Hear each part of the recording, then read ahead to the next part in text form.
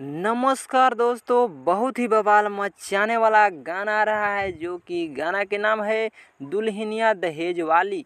एकदम बवाल धमाल मचाने वाला वीडियो सॉन्ग होने वाला है जो कि बड़े घर की बेटी मूवी का ये सॉन्ग होने वाला है, जो कि अगर आप देखते हैं तो बवाल धमाल गाना होने वाला है। जो कि गाना को गाए हैं अपना मधुर आवाज़ में शिल्पी राज और गीत लिखे हैं अरविंद तिवारी और संगीत दिए हैं ओम झा। तो इतना बवाल और ख़तरनाक गाना है जो कि शिल्पी राज अपनी आवाज़ में जो गाए हैं, बवाल धमाल मचाने वाला ये गाना होने वाला है, जो कि आज ही सुबह 6:30 पर आ रहा है।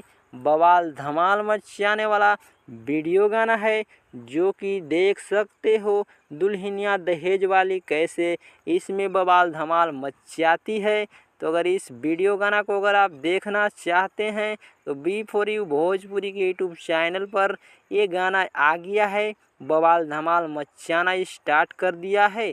तो जा कर के देखिए दुल्हनिया दहेज वाली वीडियो सॉन्ग बवाल धमाल गाना है।